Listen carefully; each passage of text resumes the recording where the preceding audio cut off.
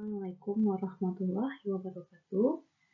Pada hari ini kita akan membahas materi yang berhubungan dengan harga. Nah, dalam bahasa Jepang, ikura desu ka? Ya, di sini judul yang saya taruh di sini adalah cara menanyakan harga ketika kita sedang melakukan transaksi, ya, untuk membeli sesuatu di tempat pembelanjaan, ya, maupun toko, serba, mall dan sebagainya, ya. Jadi bahasa Jepangnya ikura desu ka? Ya, berapa harganya? Seperti itu. Kemudian kita masuk ke tujuan pembelajaran dari materi ini, ya. Jadi pembelajaran materi ini tuh bisa dapat, ya, menginformasikan dan menanyakan harga barang. Jadi ketika nanti ada praktiknya, ya, tentang transaksi jual beli, ya, kalian dapat menanyakan harga barang, ya, dalam bahasa Jepang. Kemudian kalian juga bisa menyebutkan benda-benda yang akan kalian beli, benda-benda yang kalian maksud. Jadi apa yang mau kalian beli, kemudian kalian ungkapkan barang yang ini berapa harganya, ya, seperti itu. Selanjutnya kita masuk ke dalam kosakata. Kosakata di sini berhubungan dengan harga. Kita lihat, sudah saya tampilkan tabel di sini, ya. Dimulai dari yang pertama itu ada bagian harga dari 100 sampai dengan 900, ya. Maksudnya angka atau nominal 100 sampai dengan 900. Oke, kemudian yang kedua itu ada angka 1000 sampai dengan 9000. Dan yang ketiga 10.000 ke atas. Ya, sekarang kita lihat dari angka 100 sampai 900. Oke. Angka 100 itu dibacanya hyaku, ya. Hyaku. Jadi kalau yang kalian sudah pelajari dulu, ya, di kelas 1, bahasa Jepangnya angka 1 kan ichi, ya. Tetapi di sini ketika menyebutkan harga, ya, 100 bukan ichi hyaku, hanya hyaku, jadi tidak pakai ichi, ya. Ichi-nya dihilangkan. Kemudian untuk 200 baru diikut sertakan, ya, ni hyaku, ya, karena kan bahasa Jepang yang angka 2 itu ni. Jadi ni-nya ditulis, kemudian tambahkan hyaku. Jadi ni hyaku. Oke, kemudian untuk 300 itu san byaku. Ya, jadi 300 ini adalah pengecualian. Ya, kalau tadi kita lihat angka 100 dan 200 itu hyaku, ya, sama-sama hyaku belakangnya. Sedangkan yang 300 byaku, ya, jadi ini pengecualian. Ya, san byaku. Kemudian 400, ya, yon hyaku, kembali ke awal, ya, pakai hyaku lagi. Nah, kemudian 500 sama, ya, go hyaku. Untuk 600 dia juga sama, pengecualian, sama seperti 300, ya. 600 di sini adalah ropyaku, ya, ropyaku. Kemudian 700 masih sama, ya, belakangnya hyaku. 800 kita lihat lagi pengecualian, ya, hapyaku. Ya, hapyaku. Kemudian 900 kyuhyaku. Ya. Jadi dari angka 100 sampai 900 pengecualiannya tadi ada di angka 300, 600, 800, ya.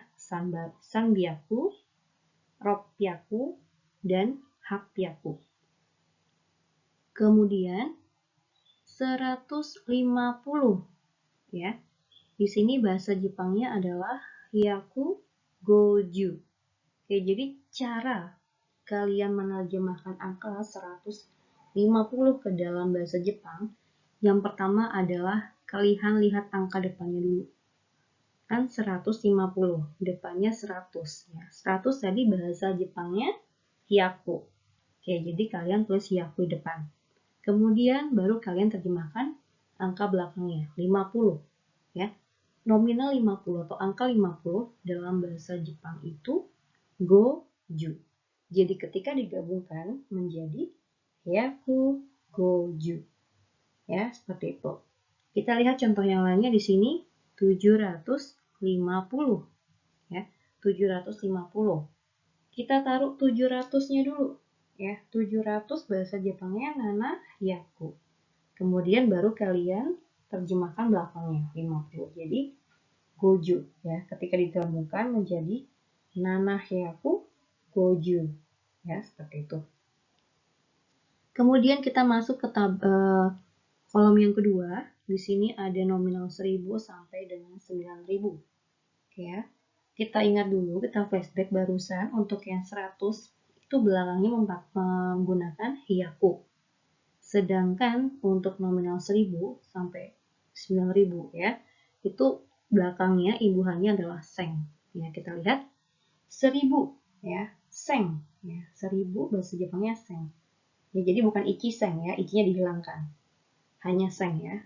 1000 seng, kemudian 2000, baru masukkan angkanya. Ni ya, baru tambahkan seng, ni seng. 3000.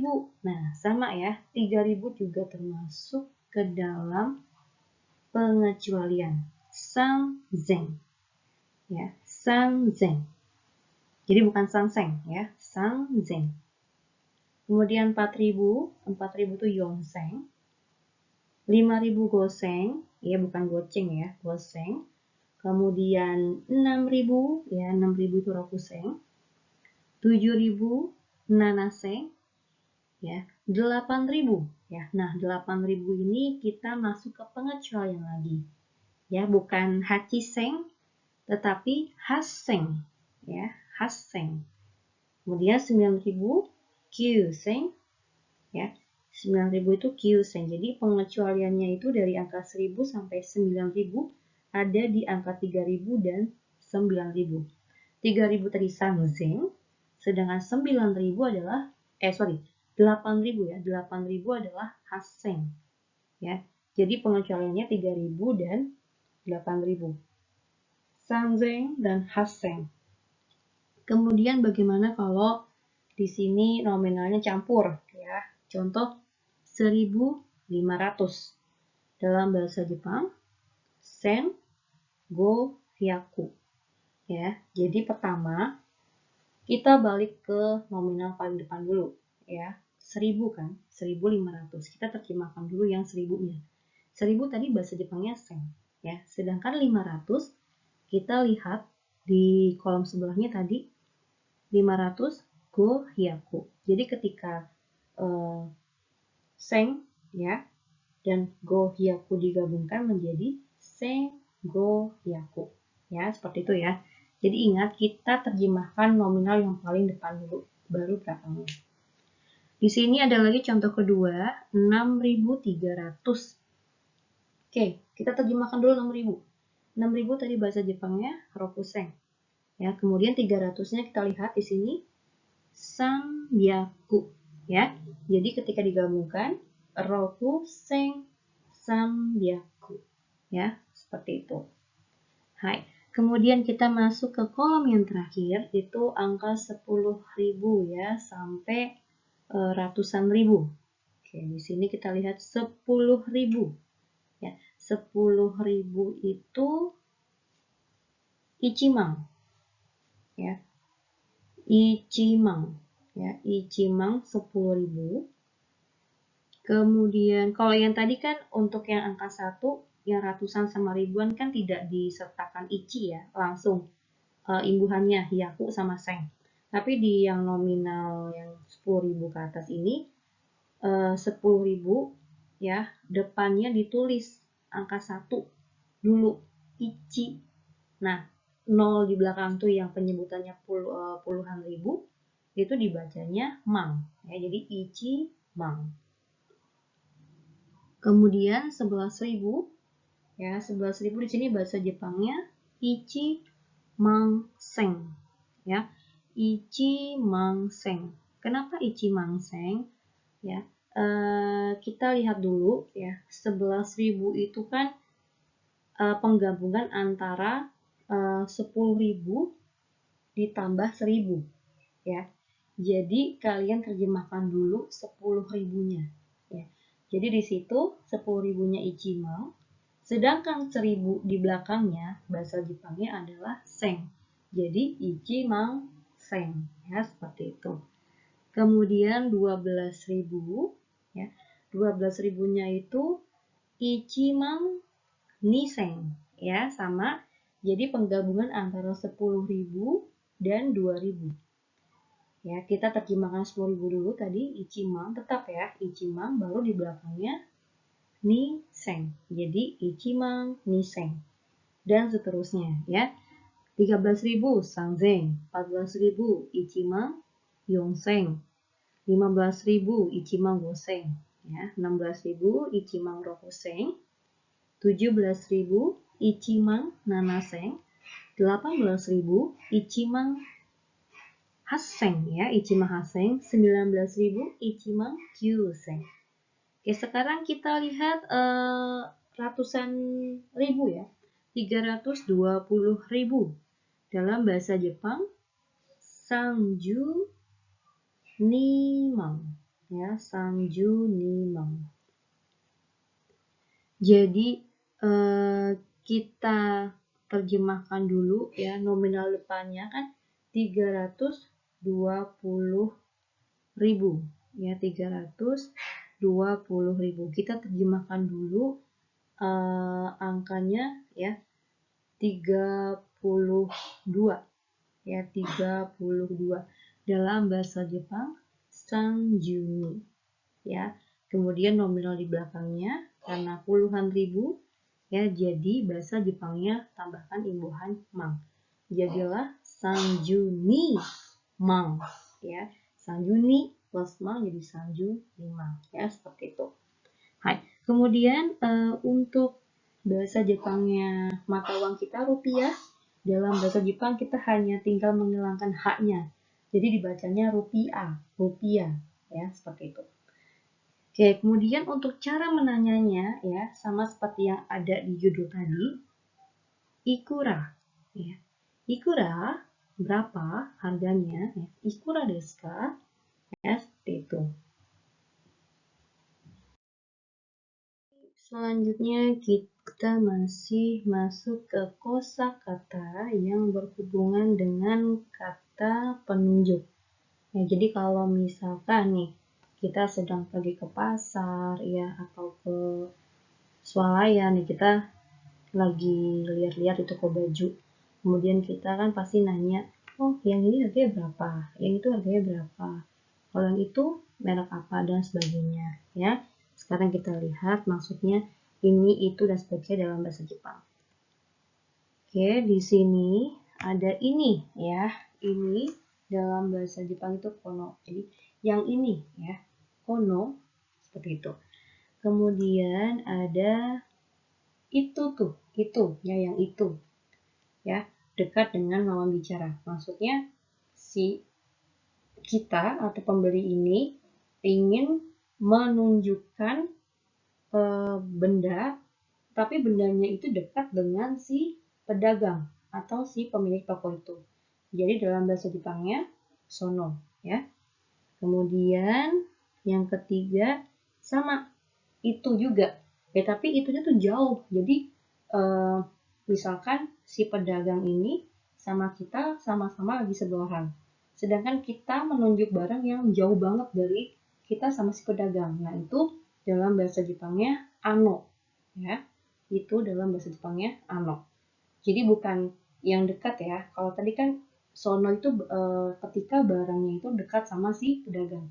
Sedangkan yang ano, ya, barangnya ini atau benda yang kita tunjuk ini jauh dari kita sama si pedagang, ya, seperti itu. Oke, kita masih masuk ke kosakata, ya. Ini baru kita sebutkan benda atau barangnya. Oke, kita lihat di sini. Biasanya ya, pada umumnya kita tuh sering belanja sepatu gitu ya. Sepatu dalam bahasa Jepangnya adalah kutsu. Ya, sepatu kutsu. Tas juga ya, hal yang paling umum dibeli. Tas, kabang, topi, ya, topi, boshi, ya, topi boshi, celana jeans, zubong, ya, zubong. Kemudian jam, ya, jam itu toke. Kemudian kamera, ya, kamera itu jadi sama ya, kamera. Kacamata megane, ya, kacamata megane. Kemudian buku, ya, buku itu hong. Dan yang terakhir ada baju, ya, shatsu, ya, shatsu. Ya, di sini saya hanya tulis sebagian saja ya. Kalau misalkan kalian ingin tahu lebih, bisa dicek di kamus digital, boleh, atau mungkin di Google ya, kalian search sendiri. Ya, seperti itu.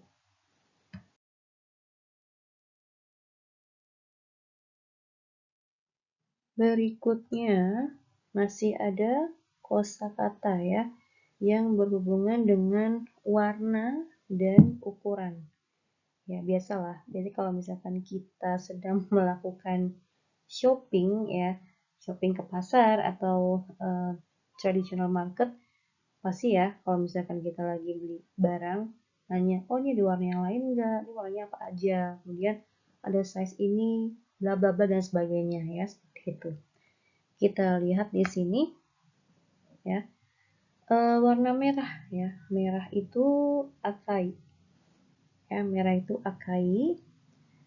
Kemudian putih ya, putih shiroi ya. Kalau kalian pernah nonton Shinchan ya, itu nama petnya itu Shiro ya, karena kan warnanya putih ya, shiroi. Hitam, hitam itu kuroi. Kuning, kiiro ya, kiiro. Biru, aoi. Hijau, midori. Coklat, chairo ya. Ungu, murasaki. Besar, nah ini baru kita masuk ke ukuran ya, ada besar ada kecil. Kalau besar itu oki ya, oki. Kemudian kecil itu chisai ya, seperti itu. Oke, di sini akan saya tambahkan sedikit info.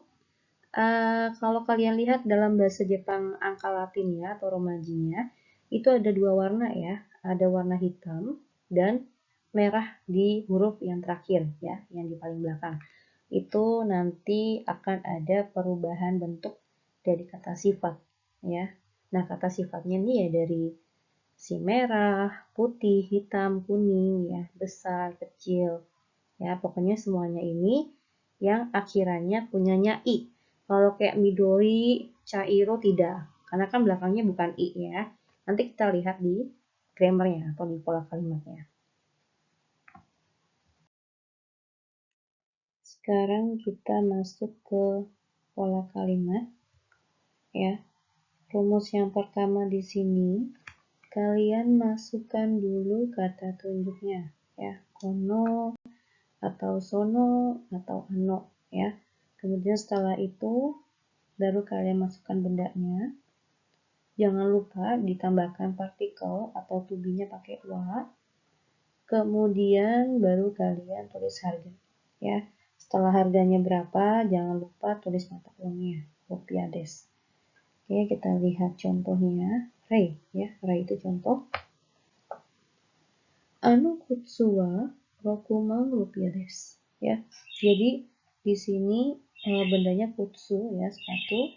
Kemudian harganya itu rokuman ya. Anu kutsu wa rokuman rupiah des.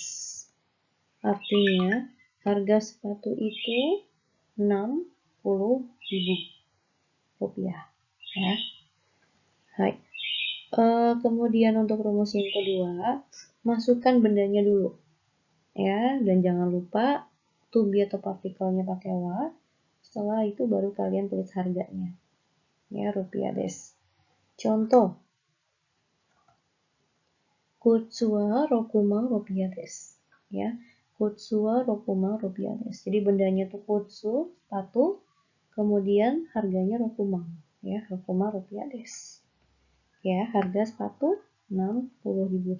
Jadi antara rumus 1 dan rumus kedua ini bedanya hanya ada yang pakai kata tunjuk dulu, ada yang memang tidak pakai. Jadi terserah mau pakai yang mana ya. Kemudian rumus yang ketiga pakai kata tunjuk lagi ya, kono, sono, ano. Kemudian ditambahkan bendanya apa ya, partikel to be-nya pakai wa, baru ada kata tanyanya. Ikura desu ka? Ya, berarti ini adalah kalimat tanya. Kita lihat. Oh, ini percakapan ya. Si A-nya nanya, ano kutsu wa ikura desu ka? Dia nanya, harga sepatu itu berapa? Ya, berapa harga sepatu itu ya, sama aja. Oke, kemudian dijawab dengan B, gomang rupiah desu. Ya, gomang rupiah desu. 60.000 ya. Harganya 60.000 ya, seperti itu.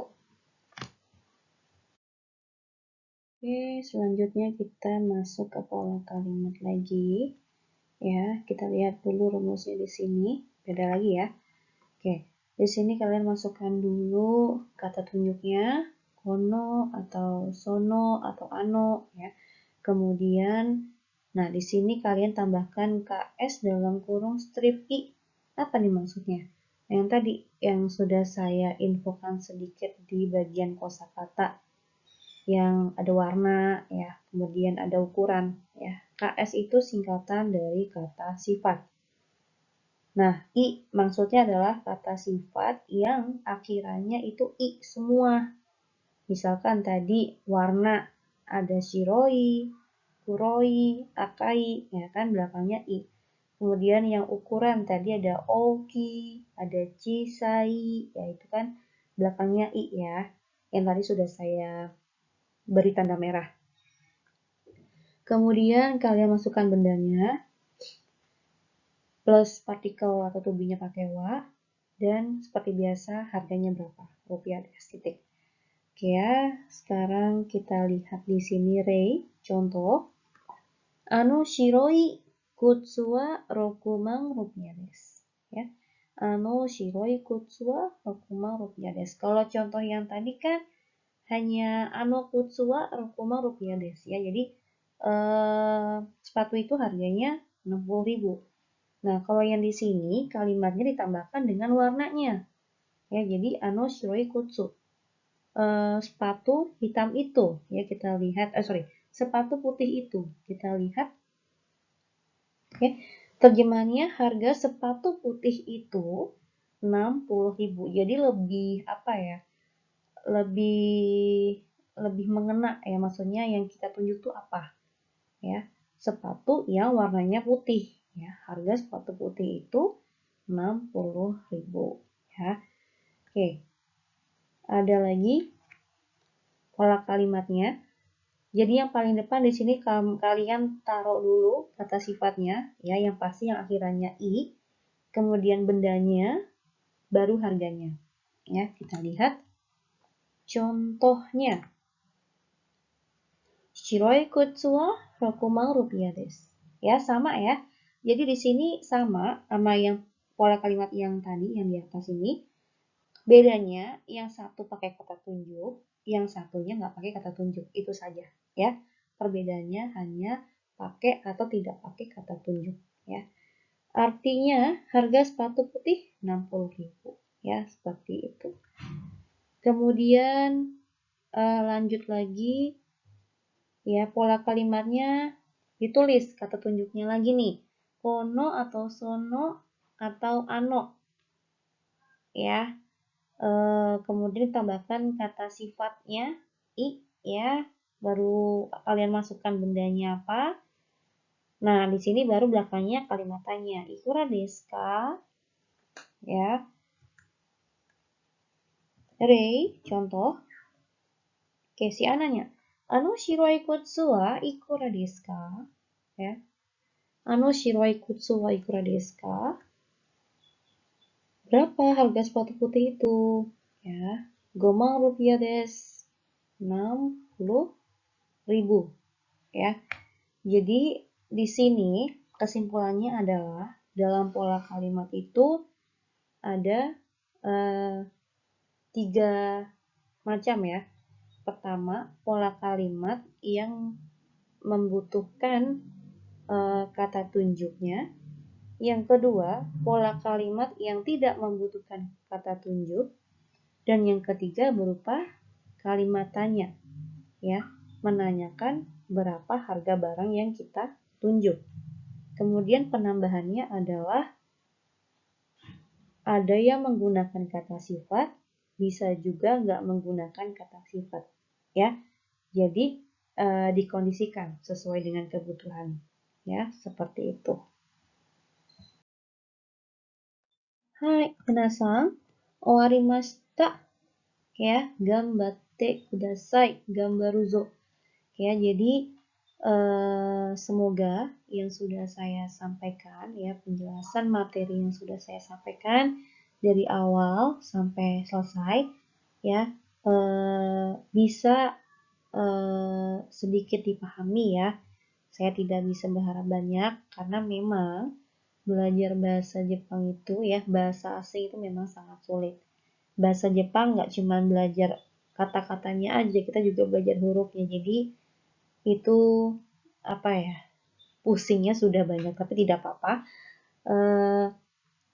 Semoga dapat membantu menambah wawasan ilmu kalian untuk belajar bahasa Jepang. Oke, terima kasih minasan. Assalamualaikum warahmatullahi wabarakatuh.